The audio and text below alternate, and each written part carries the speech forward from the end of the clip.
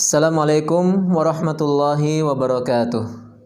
Alhamdulillah wassalatu wassalamu ala Rasulillah wa ala alihi wa sahbihi wa mawalah. Sahabat-sahabatku yang berbahagia yang dirahmati Allah Subhanahu wa taala.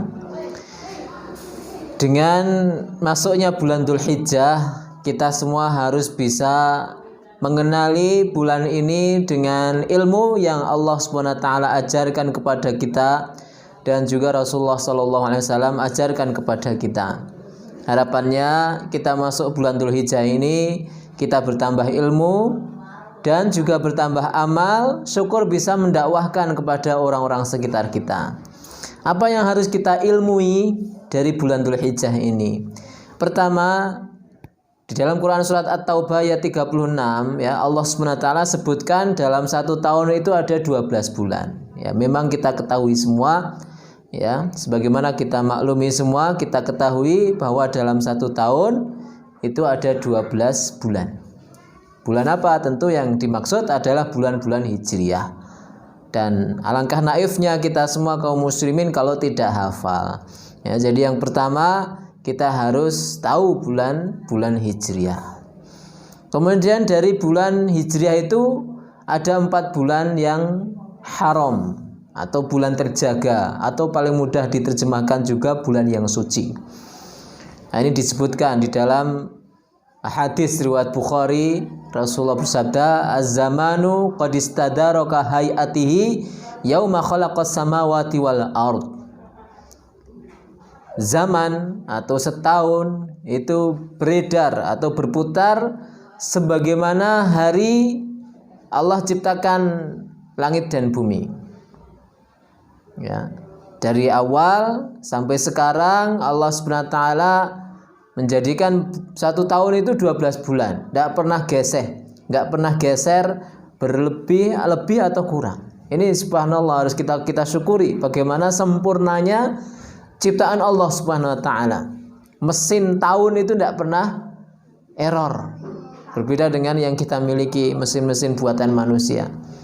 Bahkan harian saja ya, Allah Subhanahu wa taala tidak pernah ya dalam satu hari itu membuat error. Satu hari misalnya lebih dari 13 jam misalnya. Siang 12 jam, malam 12 jam seperti biasanya. Ini menunjukkan bahwa nikmat Allah itu begitu sempurnanya. Nah, ikhwan rahimakumullah, az-zamanu qad istadaraka hayatihi yauma khalaqas samawati wal ard. Dalam satu tahun itu ada 12 bulan. As-sanah itsna asyara syahra, kata Rasul. Dalam satu tahun ada 12 bulan. Minha arba'atun hurum. Dan dari 12 ini ada 4 bulan yang hurum atau 4 bulan yang terjaga, di mana di dalam 4 bulan ini amal-amal soleh pahalanya dilipat gandakan oleh Allah, dan sebaliknya juga kejahatan, kemaksiatan, dosa ya dilipat gandakan juga oleh Allah Subhanahu wa taala, dan semua kita harus berhati-hati. Nah, jadi dalam hadis ini aja kita dapat tiga pelajaran. Yang pertama ya, bagaimana Allah Subhanahu wa taala memberikan kita nikmat beredarnya tahun tanpa ada error sedikit pun dari Allah Subhanahu wa taala. Tidak ada satu tahun menjadi 13 bulan atau berkurang menjadi 11 bulan ya. Sehingga seseorang itu bisa berencana dengan baik program-program tahunannya, misalnya seperti itu. Kemudian yang kedua, dalam satu tahun ada 12 bulan.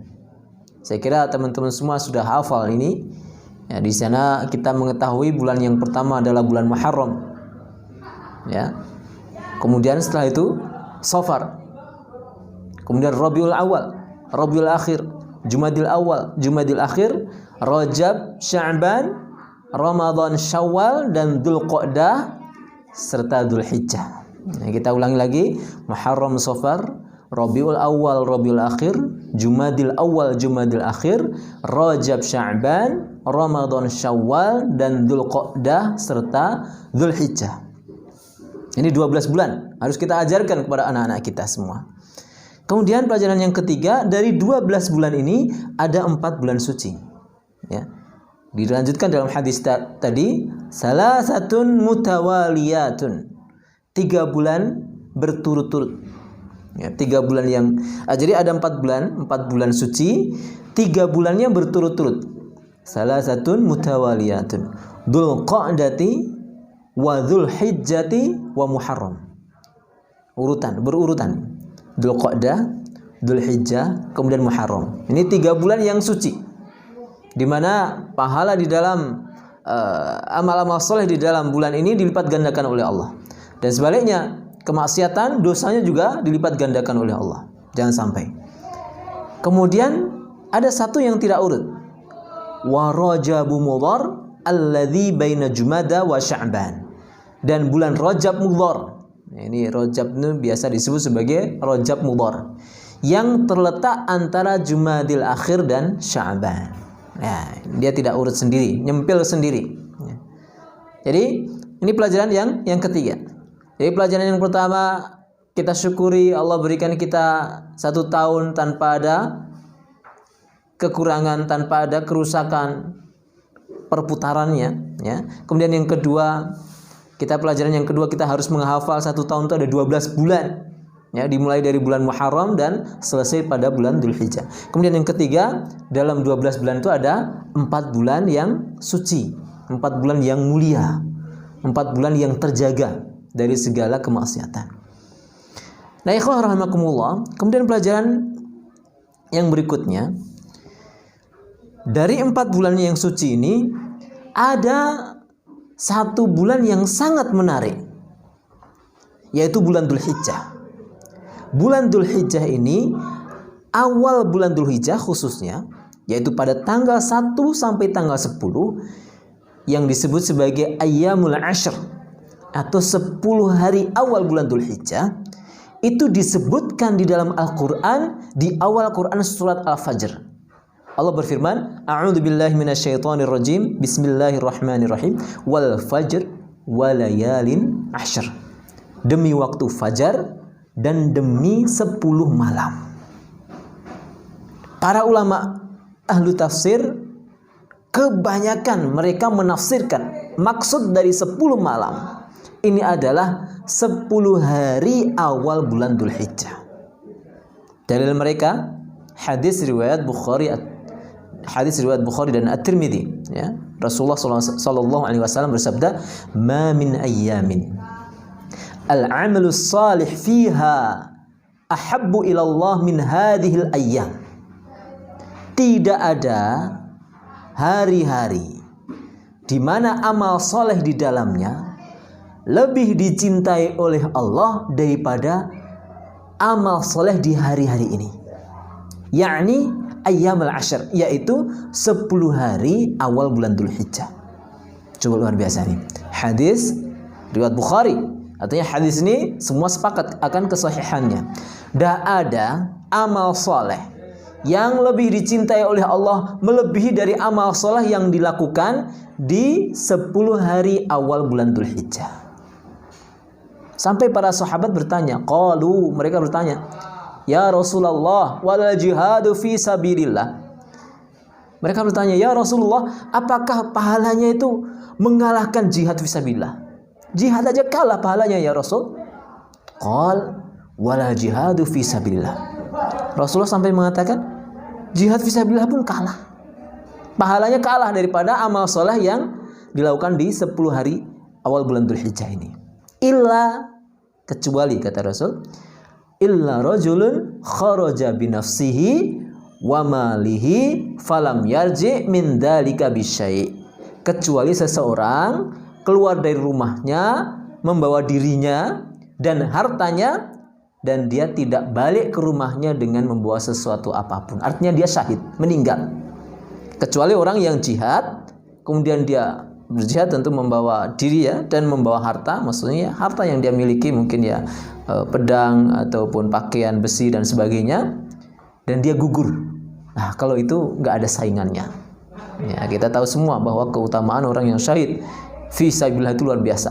Ya. Tapi kalau orang berjihad, dia balik masih hidup, masih kalah pahalanya daripada amal soleh yang dia lakukan di 10 hari awal bulan Dzulhijjah ini. Ini luar biasa ya ikhwah. Berarti ini amal soleh yang gak main-main. Dan pertanyaannya adalah amal soleh apa? Ya, amal soleh apa yang bisa dilakukan? Ternyata Rasulullah SAW ada beberapa amal soleh yang beliau ajarkan khusus terjadi di 10 hari bulan Dzulhijjah ini. Ada juga amal-amal soleh yang umum. Sebentar, sebelum kita cerita tentang amal soleh apa, ini pertanyaan penting juga. Para ulama sampai mempertanyakan, lebih afdal mana amal soleh di 10 akhir Ramadan dengan amal soleh di 10 awal bulan Dzulhijjah ini? Artinya pahalanya itu lebih besar mana? Ya, kita tahu semua Ramadan bulan mulia luar biasa, apalagi di 10 akhir. Rasulullah SAW sampai beliau syadda mi'zarahu, sampai mengencangkan ikat pinggangnya, wa aiqadha ahlahu, sampai membangunkan istri-istrinya, keluarganya dibangunkan semua, menghidupkan malamnya, sampai beliau i'tikaf di masjid 10 hari. Bahkan ini orang sampai tidak tidur malam hari di 10 hari atau 10 malam akhir Ramadan untuk mencari kemuliaan 10 akhir Ramadan. Maka para ulama mempertanyakan, ini amal soleh yang dilakukan. Contoh saja misalnya seseorang yang membaca Al-Quran di 10 akhir Ramadan dengan seseorang yang membaca Al-Quran di 10 awal bulan Dzulhijjah, itu pahalanya lebih besar mana? Ibnu Utsaimin suatu saat dalam suatu pengajian, muridnya pun berbeda pendapat dalam hal ini. Kemudian ditanyakan kepada Ibnu Utsaimin. Maka kemudian beliau menjelaskan, amal soleh yang dilakukan di 10 akhir Ramadan dengan amal soleh yang dilakukan di 10 awal bulan Dzulhijjah, pahalanya lebih besar amal soleh yang dilakukan di 10 awal bulan Dzulhijjah. Apa dalil beliau? Dalilnya ada hadis ini. Ma min ayyamin, ya, tidak ada hari yang amal saleh di dalamnya lebih dicintai oleh Allah melebihi dari hari-hari ini. Ini sudah jelas sekali. Artinya hari apapun, bulan apapun selain 10 awal bulan Dzulhijjah ini lebih, dia kalah pahalanya daripada amal yang dilakukan di awal 10 bulan Dzulhijjah ini, sampai bulan Ramadan sekalipun. Karena di situ dalam hadis ini umum, enggak disebutkan illa Ramadan, enggak. Tapi semua amal yang dilakukan di 10 awal bulan Dzulhijjah ini lebih dicintai oleh Allah daripada amal-amal di bulan lain, sampai bulan Ramadan sekalipun. Artinya apa? Ketika ada seseorang membaca Al-Quran di 10 awal bulan Dzulhijjah, maka ini adalah bacaan Al-Quran terbaik daripada bacaan Al-Quran di bulan-bulan yang lain, meskipun bulan Ramadan. Ada seseorang yang bersedekah di 10 awal bulan Dzulhijjah ini, maka sedekahnya adalah sedekah terbaik daripada sedekah di selain bulan atau 10 awal bulan Dzulhijjah ini, sampai bulan Ramadan sekalipun. Maka ikhwah rahimakumullah, maka pelajaran atau ilmu yang terakhir adalah 10 hari awal bulan Dzulhijjah ini benar-benar harus kita manfaatkan. Harus kita isi dengan amal-amal saleh yang diajarkan Rasulullah SAW. Kalau perlu kita penuhi. Seakan-akan kita benar-benar gak ada waktu untuk bermain-main lagi. Kita penuh 10 awal bulan Dzulhijjah dengan amal-amal sebanyak mungkin. Amal yang diajarkan Rasul yang pertama, zikir. Beliau masuk bulan Dzulhijjah membaca tahlil, membaca tasbih, membaca tahmid, ya, banyak membaca zikir, banyak membaca takbir,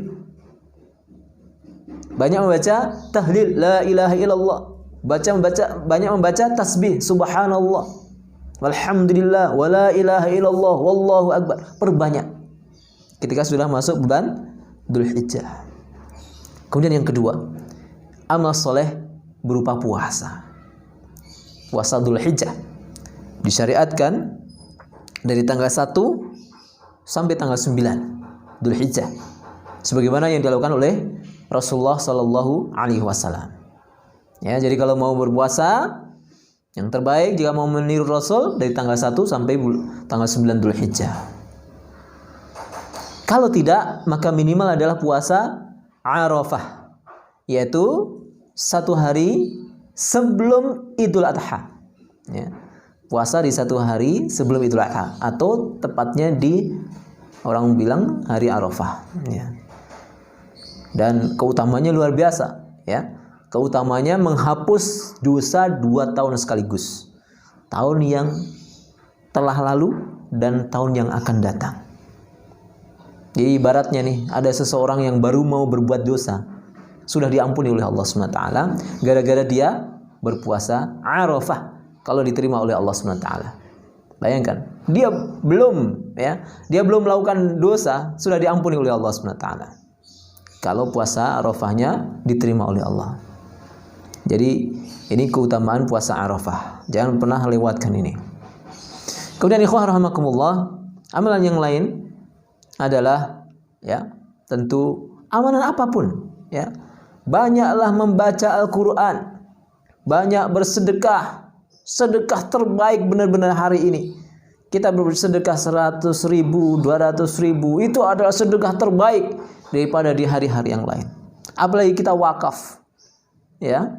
Apalagi kita wakaf, ada misalnya pesantren sedang membangun masjid, membangun sekolah, madrasah, begitu ya. Wakaf. Mumpung kita tahun ini diberikan kesempatan masuk di awal bulan Dzulhijjah. Ya. Kemudian membaca Al-Qur'an, ya. Baca Al-Qur'an sebanyak mungkin, ya. Syukur kita bisa menghafalnya. Kita jadikan catatan amal soleh kita itu, kita menghafal beberapa ayat di 10 awal bulan Dzulhijjah. Dan kita bermohon sama Allah, kalau sebelumnya kita berharap menjadi seorang hafidhah, ya, kita coba bismillah dengan kecintaan Allah dengan hari-hari ini, ya, kita harapkan kita bisa menghafal ayat-ayat Al-Qur'an daripada di hari-hari yang lain. Dan jangan lupa juga amal soleh berikutnya adalah berdoa. Ketika Allah mencintai hari-hari ini melebihi dari hari-hari yang lain, ini maknanya apa? Doa-doa di hari-hari ini lebih mustajab daripada di hari-hari yang lain. Mohon doa husnul khatimah, mohon doa keselamatan, diberikan anak, cucu, keturunan yang saleh dan salihah dan sebagainya. Kemudian ikhwah rahimakumullah, amalan yang berikutnya yang tidak kalah penting adalah berhaji. Tapi dalam berhaji ini tentu bagi siapa yang mampu memiliki bekal, ya. Tentu di dalam zaman sekarang memiliki kuota. Tidak boleh seseorang berangkat haji tanpa izin dari ulil amr. Ada izin yang resmi dari pemerintah dan sebagainya, ya. Dan kita bermohon kepada Allah, ada hikmah, ya, di tahun ini kita semua di sebagian kita, ya, ada yang tertunda berangkat haji karena wabah corona ini. Semoga tahun depan kita bisa mengunjungi Baitullah dalam keadaan lebih baik, iman kita lebih sempurna lagi. Kemudian selain haji, apa yang bisa kita lakukan adalah kurban. Jangan pernah tidak kurban, ya. Kalau perlu hutang, ya. Kalau kita tidak punya uang, hutang. Karena kita nggak tahu tahun depan apa kita masih hidup. Lebih mahal mana? Umur atau harta? Mahal umur. Kita bisa hutang. Tahun depan kalau kita meninggal dunia misalnya, kita sudah tercatat, ya, melakukan kurban. Kita bisa cicil sedikit demi sedikit atau jual aset sekalipun. Jual aset untuk kurban. Jangan sampai kita melewatkan tahun ini dengan tidak berkurban, karena kurban adalah bentuk taqarrub kita kepada Allah Subhanahu wa taala. Dalam sebuah ayat, ya, bagaimana Allah memuliakan Nabi Muhammad bersama dengan umatnya, ya. Dalam sebuah ayat Allah berfirman, "Inna a'tainakal kautsar, fasholli lirabbika wanhar." Ya. Sesungguhnya kami telah memberikanmu al-kautsar, sebuah telaga di surga yang hanya Allah berikan kepada Nabi Muhammad sallallahu alaihi wasallam dan kepada umatnya. Tidak diberikan kepada umat-umat yang lain yang lebih dulu daripada kita, tapi dikhususkan kepada Nabi Muhammad dan kita semua. Maka ini sebuah nikmat, bentuk cinta Allah kepada kita melebihi dari umat-umat yang lain. Maka bentuk kita berterima kasih, bersyukur kepada Allah apa? Fasholli li rabbika, salat. Para ulama mengatakan salat maksudnya di sini adalah salat Idul Adha. Li rabbika wanhar, dan berkurbanlah. Allah berikan kita nikmat. Al-Kautsar juga bisa diartikan selain telaga Kautsar juga nikmat yang banyak. Ya, Allah berikan kita nikmat yang begitu banyak. Di antaranya adalah syariat yang lebih mudah daripada syariat-syariat sebelum kita. Di antaranya juga kita ini diberikan keluasan nikmat yang begitu banyak. Meskipun kita berbuat dosa, meskipun kita tidak minta nikmat itu, Allah berikan nikmat terus-menerus. Allah berikan kita rumah, Allah berikan kita keluarga, Allah berikan kita pekerjaan, Allah berikan kita makan minum, Allah berikan kita kesehatan. Di saat wabah corona yang mengancam jiwa banyak orang, kita diberikan kesehatan. Al-Kautsar. Maka kita syukuri dengan salah satunya adalah berkurban. Berkurban jamaah yang dirahmati Allah, meskipun dengan jaza'ah, meskipun dengan domba kecil berumur 6 bulan. Kalau memang benar-benar saking sulitnya, cari domba yang 6 bulanan pun sudah sah. Ya, harga-harga 1 juta. Syukur bisa lebih dari itu, 1,5-2 juta dan sebagainya. Demikian, semoga Allah SWT memberikan kita umur yang panjang, memberikan kita hidayah, bisa memaksimalkan 10 awal bulan Dzulhijjah ini dengan amal soleh yang meningkatkan derajat keimanan kita dan memperbaiki kualitas ibadah dan amal soleh kita. Wassallallahu ala nabiyyina Muhammadin wa ala alihi wa sahbihi ajmain. Assalamualaikum warahmatullahi wabarakatuh.